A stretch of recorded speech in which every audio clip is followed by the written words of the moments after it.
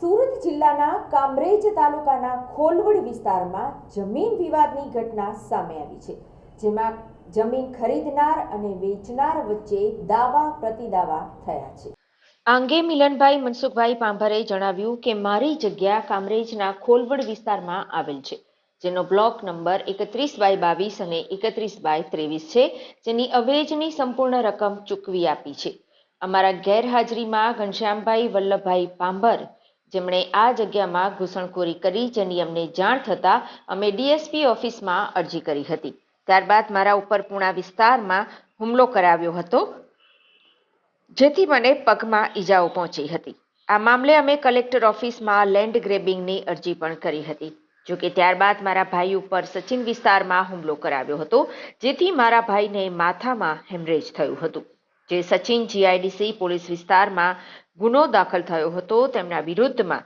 ત્યારબાદ કલેક્ટર સાહેબે લેન્ડ ગ્રેબિંગની સંપૂર્ણ તપાસ કર્યા બાદ કલેક્ટર સાહેબના હુકમથી કામરેજ પોલીસ સ્ટેશનમાં ગુનો દાખલ થયો છે। 9 લોકો વિરુદ્ધ હાલ કામરેજ પોલીસે ગુનો દાખલ કર્યો છે। હાલ પોલીસે સમગ્ર મામલે ગુનો નોંધી તપાસ। જી, આપનું નામ? મારું નામ મિલન મનસુખભાઈ પાંભર છે। મારી જગ્યા કામરેજના ખોલવડ વિસ્તારમાં આવેલ છે, જેનો બ્લોક નંબર 31/22 ને 31/23 છે, જેની અવેજની સંપૂર્ણ રકમ મેં ચૂકવી આપેલ છે। શું બનાવ બનેલો 2 દિવસ પહેલા? શું ઘટના થઈ? અમારી ગેરમોજૂદગીમાં ઘનશ્યામભાઈ વલ્લભભાઈ પાંભરનાઓએ આ જગ્યામાં ઘૂસણખોરી કરી, જેની અમને જાણ થતાં અમે ડીએસપી ઓફિસમાં અરજી કરેલ છે। ત્યારબાદ મારા ઉપર પૂણા વિસ્તારમાં હુમલો કરાવેલ, જેમાં મારા ગોઠણની ઢાંકણી ફાટી ગયેલ। ત્યારબાદ અમે કલેક્ટર સાહેબની ઓફિસમાં લેન્ડ ગ્રેબિંગની અરજી કરેલ અને ત્યારબાદ મારા ભાઈ ઉપર સચિન વિસ્તારમાં